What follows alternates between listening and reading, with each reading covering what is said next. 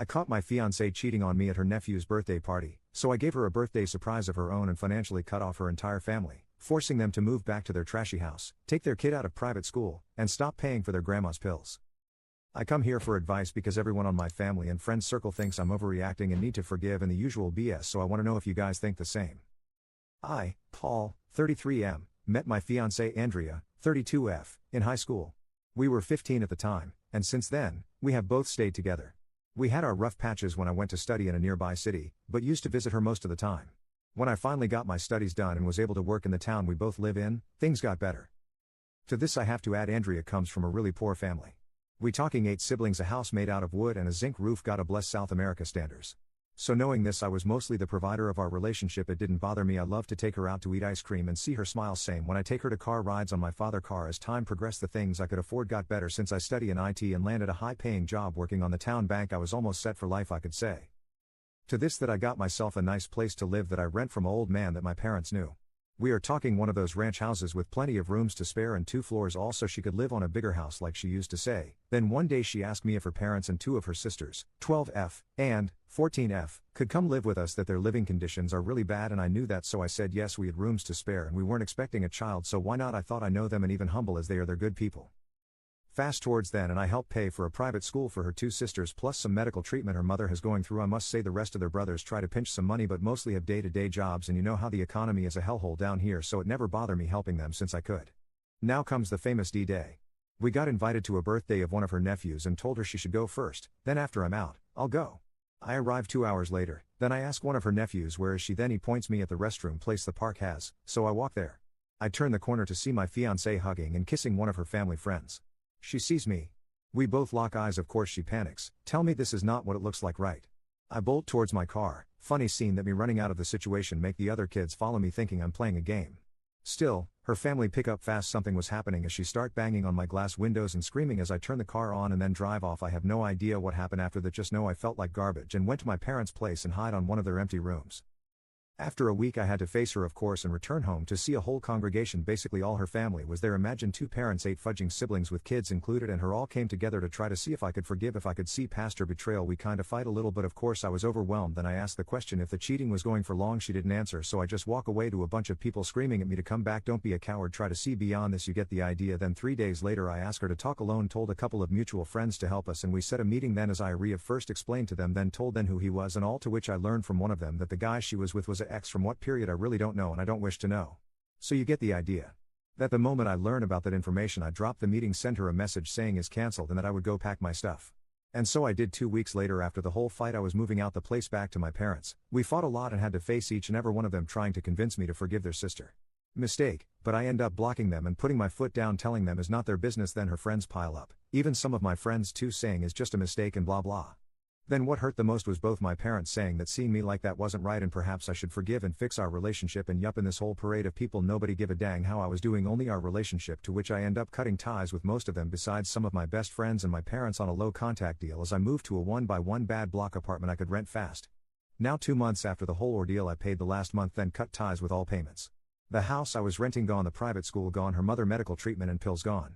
Also, and I must say, try to hold that much while being 2 teenagers, 2 retired folk and a housewife who barely finished nurse school, you get the idea. When the bills came to her she lost it all and came running to my parents, to which she didn't find me, so she went to my work and came to talk. When I went out she groveled and cried that she didn't want this of us and to give her another chance if it's not for her mother. I said that I had no attachment more to her or her family and drive off. Now she has talked with most of the people on my circle again, and of course they say I shouldn't be this cruel, that I have the money to spare. Even again my parents, why let them suffer after all this time? That I should have a little more compassion for them, to which I think who is compassion for me?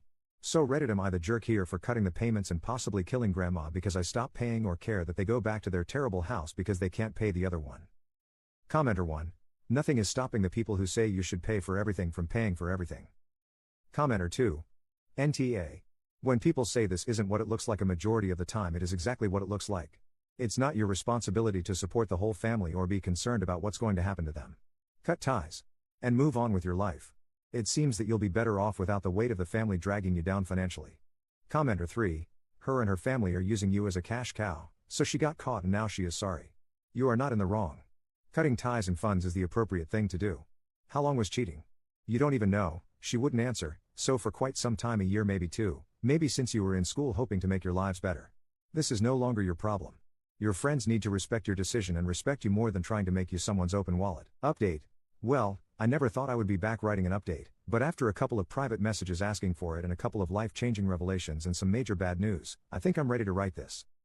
So, before I begin the update, I'll add some information I learned around a month and a half ago about my ex. Basically, a friend of hers saw my frail appearance while I was working. I lost around 15 kilograms from this whole drama and harassment, so she felt guilty about hiding so many secrets of my ex and wrote to me on Instagram telling me to meet up. We met up in one of the plazas, and she told me that she was getting married soon. She felt guilty about what she hid about my ex. For starters, she explained when it all started. Like many guessed from the previous post, it was around the time I was doing the 4th year at university to my graduation. Since it was a heavy time for me, personally, I didn't come back home as much, so we kept it long distance for a time and the stress made me not focus on other things, like social or interactions and such. During this period, she was studying to become a nurse, but then she stopped studying. Her reasons? She didn't have the money for it, or so she told me. The actual reason was that she got pregnant by the guy and had an abortion. Her friend was there at the moment and told me that after that, she started to hate the hospital, so she dropped out of college. Yet, she kept seeing this guy until I came back after I graduated. She then told me that he's a trucker, hence, their escapades were few but still enough. In the years that I was with my ex, the reason you guys guessed it, it was that he was better than me in bed. It wasn't love or attention, just smashing. But later, during our time together, while also trying for a kid ourselves, she got pregnant a second time and she didn't know who was the father. Not wanting to risk the life she had at the time, she called that same friend to accompany her to the hospital and had a second abortion. For me, it was just something to do with her bladder, for what I can remember. Her friend kind of told me some more important revelations, but I was so shocked I couldn't listen anymore. Like, more times they met or what excuses she used. That same day, I went home and cried myself to sleep. Of course, now you can ask what she was doing after we broke up. Well, she went to live with him and since he goes out most of the time due to his job, she stays at the place he's renting. Almost every time he went out, she came to my home calling for me, asking for forgiveness, saying how bad she felt. At the time, I kind of felt like I was overreacting. But after learning such things about her past, I was seething for the next time she showed up. So, the same week I learned of her cruel past, she came to visit me. Before I knew it, I was lashing out against her, screaming and insulting her. It was loud enough that my throat hurt me for 3 days and I decided that it was enough so I went to the police. But when I wanted to press charges for a restraining order against her, the policeman at the time laughed at me, like I was saying a joke, and told me to man up. After that fight, I spoke seriously to my parents since our relationship was kinda rocky from them supporting my ex but now they fully support me and kind of stopped that boomerish way of thinking. But I never saw my ex again after that time. After I knew, a whole month went by in silence while I tried to fix the bits and pieces of my life, thanks to friends and coworkers trying to cheer the gloomy guy. Now I can start the actual update, and before that, I must add a trigger warning for those that have problems with abuse or death in general. Now, around 5 days ago, while working, I received a couple of calls from my mother, which I cut, then messaged her on my break.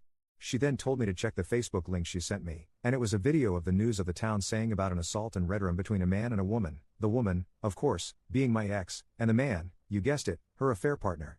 After I closed the video, I unblocked and called her parents to find out if that was true. They couldn't answer me through their crying, but when I came out of work her older brother was waiting for me to tell me the news and that he would love if I could go to her funeral, at least to forgive her. I obliged but my feelings were completely empty for her. I arrived with my parents, and her whole family came to greet me, some telling me how much they missed me.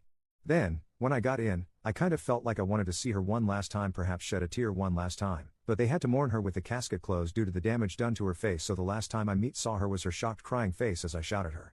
I said my piece at the time, and later she was buried. After her burial, the brother, who was the friend of the cheating guy, came to talk to me. First, he apologized because he also knew most of the cheating that was going around but decided to keep it quiet because of her parents' and sister's new comfortable life. Then he explained to me that while she was living with him, it wasn't all roses. He cheated on her during his travels and boasted about it to his friends, and verbally abused her, and physically once, but cut it after the older brother threatened him. He told me a neighbor of theirs called the police 3 times on them, and that she sometimes slept at her older brother's house. But since he's taking care now of his parents, the teenage sisters, and at the time his pregnant wife, the brother couldn't keep her for long, so she always returned to him until now, this last time. From what that same brother told me, it seems they fought the night before, and it got serious enough that he ended up doing that to her.